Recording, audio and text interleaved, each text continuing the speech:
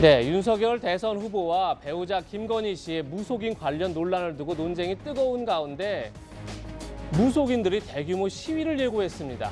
먼저 여야의 무속인 논란 발언부터 들어보시죠. 김건희 씨에게 무슨 주가 조작이다, 뭐 그바나 콘텐츠에서 뭐 후원금 받았다 해가지고 국가기관인 검찰까지 총동원해 수사하다가 안 되니까 장모도 이제 뭐 덮을 수 없어요. 무속 이래서 뒤집어 씌우기 위해서 노력을 좀 하시겠지만 이게 결국은 생태탕 그것하고 비슷하게 끝날 거예요. 지금 안 되니까 이제 무속이라고 뒤집어 씌우려고 하는데 그게 잘 안 돼요. 김건희 씨가 무속인에게 점을 몇 번 받냐라는 게 뭐가 중요하겠습니까? 사적인 능력이죠. 네. 다만 그 무속인이 캠프에서 일정과 메시지를 좌지우지한다. 이 부분은 저는 검증의 대상이라고 생각합니다. 왜냐하면 국정을 무속인에게 맡길 수는 없는 거 아닙니까? 네, 여야가 무속 논쟁이 뜨거운 상황에서 무속인들이 분노했습니다. 정치인들이 무속이란 말로 우리를 아래 것으로 하대하고 있다. 설 연휴가 끝나면 전국에 있는 무당들이 여의도로 모여서 정치권에 항의할 예정이다. 모두 모이면 200만 명은 될 것이다. 이렇게 밝히고 있고요. 무속인들이 분노한 이유가 있습니다. 정치와 종교는 분리되어 있고 종교가 관여할 수 없다. 따라서 대통령에 윤석열 후보가 되든 이재명 후보가 되든 안철수 후보가 되든 관계가 없는데 본인들을 정치에 끌어들여서 하대하고 있다. 이런 주장을 하고 있는 건데 이현정 의원님은 어떻게 보십니까? 그러니까 이게 지금 우리나라 무속이라고 하는 게 토속 신앙 뭐 이런 거 아니겠습니까? 근데 이게 그동안 우리나라 역사와 함께 꾸준히 해온 겁니다. 뭐 다 아시겠지만 요즘 신문에도 보면 오늘의 운세 나오고 TV 예능 프로에 보면 뭐 타로점이라든지 뭐 이렇게 보는 것도 다 이게 일반적으로 나와요. 근데 이번에 이제 김건희 씨 관련해서 논쟁이 붙으면서 정치인들이 무속은 나쁜 것이다. 무속은 잘못된 것이다. 이런 이제 이미지가 이제 퍼진 거죠. 거기에 무속인들이 이제 반발한 것 같습니다. 무속이라는 게 우리의 생활 속에 많이 그래도 이게 천착되어 있는 그런 상황인데 기성 종교만 종교고 우리는 아니냐. 우리는 왜 무시당해야 되느냐. 여기에 이제 아마 무속인들이 굉장히 분노를 해서 이번 설 연휴 끝나면서 본인들이 아마 뭐 여의도 쪽으로 하신다고 그러는 것 같은데 좀 항의실을 하겠다. 이게 왜냐하면 이 무속 자체가 나쁜 게 아닌데 잘못된 걸 굉장히 왜곡되고 있다. 정치와 상관이 없는 것인데 예를 들어서 김건희 씨가 본인의 어떤 이 무속을 실제로 어떤 다른 이 정치인 것과 했다라면 문제가 되겠지만 자꾸 어떤 정치인들이 하는 이야기가 무속은 나쁜 것이야. 잘못된 것이야. 라고 하기 때문에 아마 이분들이 좀 분노를 하는 게 아닌가 그렇게 생각이 듭니다. 네. 참 저희가 네거티브 중단 선언을 하면서 이 이른바 네거티브 중단 선언이요. 중단하면서 일체 선대위에서 이 김건희 씨의 이 뭐라고 할까요? 또 무속인들이 싫어하시니까 주술이라고 할까? 이런 부분들을 논평도 되지 않고 있습니다. 근데 이거 보면은 계속 얘기되는 건 저분들이 저렇게 분노하신 거 저들이 저분들에게 얘기한 게 아닙니다. 윤석열 후보와 김건희 씨 옆에 붙어서 영향력을 행사하고 검찰총장 언제 그만둘까 논의하는 분들 이런 분들의 아니면 검사를 공부를 계속 해야 됩니까 말아야 됩니까? 확인되지는 않았지만 이제 그런 얘기들이 인터뷰까지 했습니다. 그 어떤 분은 본인이 인터뷰를 해서 본인이 조언을 그분들의 해줬다고 주장이니까요. 그거는. 그렇습니다. 뭐 본인이 주장이 그러면 틀리면 윤석열 후보가 부인을 해야 되는데 그런 적은 없었으니까요. 그래서 이 부분을 왜 저희들이 이제 얘기를 하냐면은 그렇게 비선 실세로서 영향을 미치게 되면은 만약에 만에 하나라도 윤석열 후보가 대통령이 되시면은 그 주변에서 저런 분들이 영향을 미치면 이 나라가 지금 21세기 합리적으로 결정을 하고 과학적으로 결정을 해야 되는데 자칫 그러지 않은 영향을 미칠까 봐 이런 걸 우려하는 거죠. 근데 우려하는 측면에서 그런 거고 전체 무속인들을 저희들이 뭐 공격을 하거나 그런 적은 없다는 말씀을 드리겠습니다. 예, 뭐 우리 한민수 단장께서 말씀하셔서 제가 잠깐 좀 말씀을 드리면 그러니까 무속인들의 그 200만 명이 된다고 하는 그 많은 분들이 같은 우리 일반 국민으로서 우리가 존중해야 된다는 점에 아마 동의를 하실 걸로 보고요.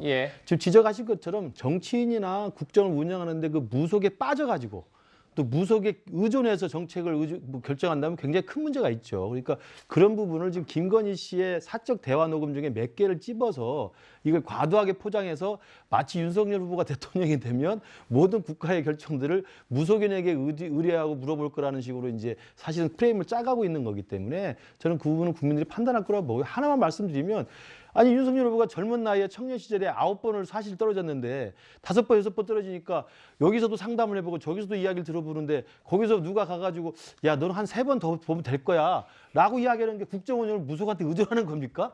그 정도는 대한민국의 많은 사람들이 신년에 가면 점집 가서 이야기하는 정도로 그건 일종의 상담이고 위로고 컨설팅입니다. 그걸 하는 걸 국정운영의 무속으로 한다고 제가 과도하게 하는 거 아니고 가장 대표적인 게 김건희 씨 관련돼서 뭐 기사에 크게 났습니다만 청와대 영빈관을 옮기면 된다고 누가 했다고 그러니까 김건희 씨가 그렇게 할 거야라고 이야기하니까 그것만 따가지고 기사가 나오는데 제가 분명히 말씀드립니다만 그 청와대 영빈관을 옮겨야 한다는 그 도사의 이야기는 김건희 씨가 전혀 몰랐던 이야기를 당시에 서울의 소유의 그 이모 기자가 함정 취재로 그 이야기를 물어본 거예요. 그러니까 그 답변도 적절한 건 아니었지만 그 질문은 그런 무속인의 이미지를 덧씌우기 위해서 교활하게 만드는 함정 취재라는 말을 다시 이 논란을 계속 또 얘기하면 또 끝 없으니까요. 여기서 정리하는 걸로 하고요. 결국 이제 정치권의 이런 무속 논란들이 오히려 무속인들에게는 굉장히 불쾌하게 느껴질 수 있는 그런 사안이 아닐까 이런 생각도 드는데 이번에 이재명 후보의 형수 욕설 관련된 논란도 한번 짚어보겠습니다. 이재명 후보가 최근 형수 욕설 관련해서 눈물을 보이며 사과에 나선 바 있죠. 그런데 오히려 당사자인 이 후보의 형수가 소송에 나서겠다 이렇게 밝혔습니다. 왜 그런지 지금부터 살펴보겠습니다. 먼저 며칠 전 이 후보의 눈물의 호소부터 한번 들어보시죠. 가족이 공적인 공무에 관여를 하면 그게 친인척 비리고 친인척의 시정 개입이고 결코 해서는 안 될 일입니다. 그래서 그걸 막느라고 벌어진 일입니다. 저희 가족들을 동원해서 저를 공격하기 시작했습니다. 정신이 온전하지 못한 제 여러 형제 중에 한 형제를 그들이 성남시의회 비례대표 공천 주겠다.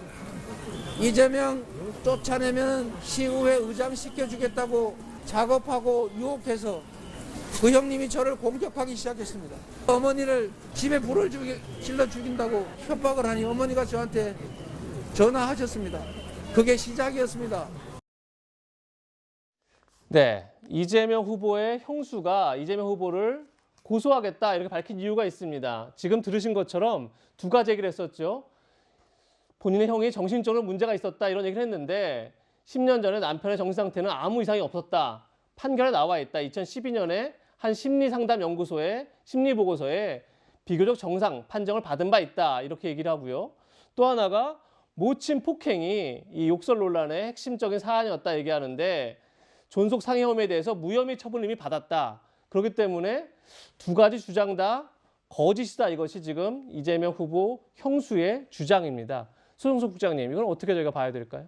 그러니까 참 저 부분이 이재명 후보로서 곤혹스러운 부분일 겁니다. 가족사이고 또 이제 이재명 후보가 이야기하는 부분과 또 저 형수의 또 이야기하는 부분과 또 형제들 이야기하는 부분과 이런 부분들이 조금씩 다 차이가 있기 때문에 계속 저런 부분들이 이제 이슈화되고 하면은 이재명 후보로서는 본인의 이미지라든지 여러 가지 부분에서 계속 타격을 받기 때문에 참 힘든 부분이죠. 근데 저 정신병원 부분은 최근에 그 굿바이 이재명이라는 책에 대해서 그 판매금지 가처분 신청을 낸 적 있지 않습니까? 그 부분에 대해서 법원이 문제 없다라고 판결을 하면서 거기에도 저 얘기가 좀 나와요.